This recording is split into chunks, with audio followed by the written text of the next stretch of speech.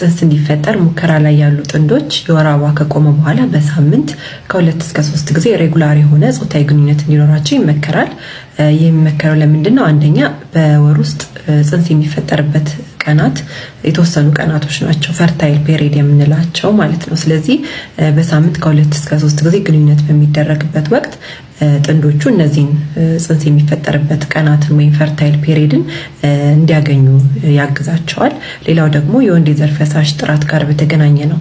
ግንኙነት ሳይደረግ ረጅም ጊዜ ሲቆይና ከዛ በኋላ ግንኙነት ሲደረግ የሚገኘው ፈሳሽ ጥራቱ አነስተኛ ነው፣ እርግዝና የመፈጠር እድልንም የቀነሰ ነው የሚሆነው። ስለዚህ በእነዚህ ምክንያቶች የተነሳ በሳምንት ሬጉላር የሆነ ከ2 እስከ 3 ጊዜ ግንኙነት እንዲደረግ ይመከራል ማለት ነው። ሌላው ሴክሹዋል ፖዚሽን ወይም ደግሞ የጾታዊ ግንኙነት አደራረግ ሁኔታን በተመለከተ ነው።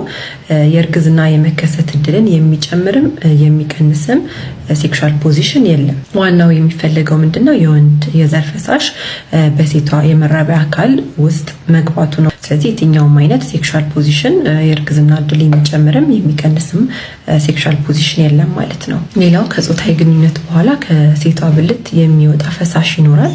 ይህ ፈሳሽ ኖርማል ነው። በጾታዊ ግንኙነት ወቅት ስፐርም ብቻ ሳይሆን አብሮ ሲመን የምንለው ፈሳሽ አለ።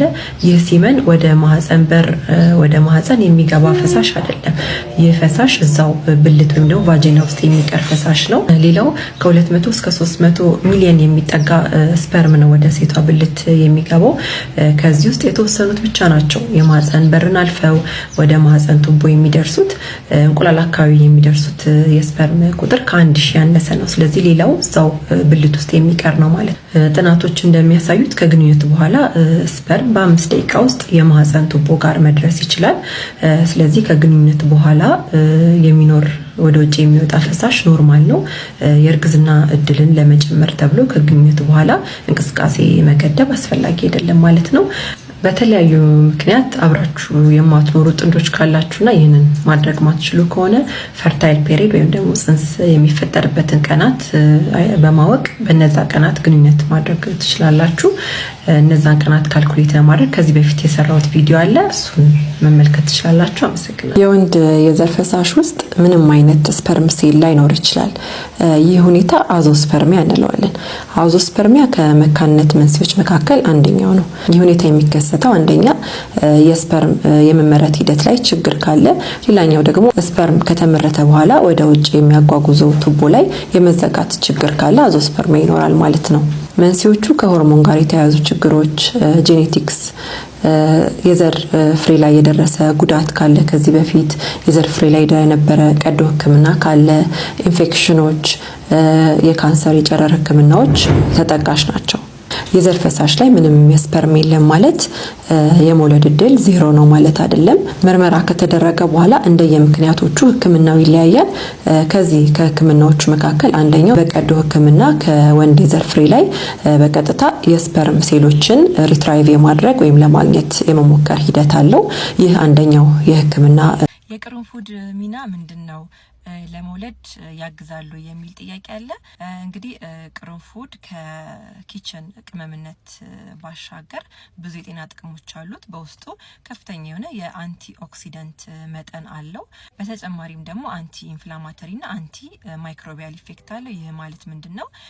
ጸረ ባክቴሪያ ኢፌክት አለው። ፕላስ ደግሞ የብግነትን የሰውነት ውስጥ ያለ ኢንፍላሜሽን ወይ ደግሞ ብግነትን ይከላከላል ማለት ነው። በእንስሳቶች ላይ የተሰሩ ጥናቶች እንደሚያሳዩት ከሆነ አንደኛ ቅርንፉድ የሆርሞን ባላንስ ወይም ደግሞ በሰውነታችን ውስጥ ያለውን ሆርሞን መጠን በማስተካከል ኦቭሌሽን የምንለው ወይም ደግሞ የእንቁላል የመለቀቅ ሂደትን ያግዛል።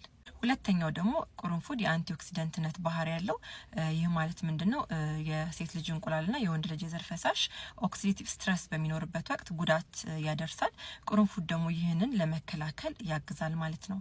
እነዚህ ጥቅሞች ግን የታዩት አንደኛ የእንስሳት ጥናቶች ላይ ነው። ሌላው ደግሞ ላቦራቶሪ ውስጥ የተሰሩ ጥናቶች ናቸውና ሰዎች ላይ የተሰሩ እንዲህ ሰፋ ያለ ጥናት ለጊዜው የለም። እንግዲህ በኔ ሪዲንግ መሰረት ያየሁት ጥናት የለም። ቅርንፉድ መጠቀም እንግዲህ ፈርቲሊቲን ወይም ደግሞ ማርገዝን ሊያግዝ ይችላል። ብቻውን ከምናደርገው ግን ከሌሎች ሄልዚ ላይፍ ስታይል ከምንላቸው ጋር አመጋገብ ከማስተካከል ጋር፣ ኤክሰርሳይዝ ከማድረግ ጋር፣ ስትረስ ከመቀነስ ጋር ፕላስ ደግሞ ከባለሙያ ምክር ጋር አንድ ላይ ብናደርገው መልካም ነው ብዬ አስባለሁ። በተጨማሪም ደግሞ ቅርንፉድን በጣም ከፍ ባለ መጠንም መውሰድ አይመከርም። እንዲሁም ደግሞ ለእርጉዞች አይመከርም። እርግዝና እንዲፈጠር ሙከራ ላይ ያላችሁ ጥንዶች ይሄ መረጃ ለእናንተ ነው። ሰላም ጤና ይስጥልኝ፣ እንዴት ናችሁ? ስንቶቻችንን በሰውነታችን ውስጥ ያለው ቫይታሚን ዲ ከአጥንት ጤና በተጨማሪ ከእርግዝና ጋር ያለውን መስተጋብር የምናውቀው? ጥናቶች እንደሚያሳዩት እንግዲህ በሰውነታችን ውስጥ ያለው ቫይታሚን ዲ ከሪፕሮዳክቲቭ ሄልዝ ወይም ደግሞ ከስነ ተዋልዶ ጤና ጋር ብዙ የሚያገናኘው ነገር አለ። በሰውነታችን ውስጥ በቂ ቫይታሚን ዲ በሚኖርበት ወቅት ሴቶች ላይ ጥሩ የሆነ የእንቁላል ጥራት እንዲኖር ያግዛል። እንዲሁም ደግሞ ኦቭሌሽን የምንለው ወይም ደግሞ ወራዊ የእንቁላል የመለቀቅ ሂደትን ያግዛል። ወንዶች ላይ ደግሞ የዘር ፈሳሽ ጥራት ጥሩ እንዲሆን ይረዳል። ከዚህ በተጨማሪ ደግሞ የእርግዝና እድል ወይም እርግዝና የሚፈጠሩን ቻንስ ከፍ ለማድረግ ይረዳል። እርግዝና ከተፈጠረ በኋላ ደግሞ እርግዝናው ቀጣይነት እንዲኖረው የራሱ የሆነ አስተዋጽኦ አለው። ይህ ብቻ አይደለም። በመካንነት ሕክምና ሂደት ላይ ላሉ ታካሚዎች ደግሞ የሕክምናው የመሳካት እድልን ለመጨመር በሰውነት ውስጥ በቂ የሆነ ቫይታሚን ዲ መኖር ያግዛል። በደማችን ውስጥ ያለውን ቫይታሚን ዲ በቂ መሆኑን ቼክ እናደርግ። ከዛ በተጨማሪ ደግሞ ቫይታሚን ዲ የምናገኝባቸው ምግቦችን እንመገብ። አሳ፣ የወተት አስተዋጽኦዎች እንዲሁም ደግሞ እንቁላል የመሳሰሉ ምግቦችን መመገብ እንችላለን። በተጨማሪም ደግሞ በቀን ውስጥ እስከ 10 እስከ 15 ደቂቃ በቂ የሆነ የፀሐይ ብርሃን በማግኘት በሰውነታችን ውስጥ ያለው ቫይታሚን ዲ በቂ እንዲሆን ማድረግ ይቻላል።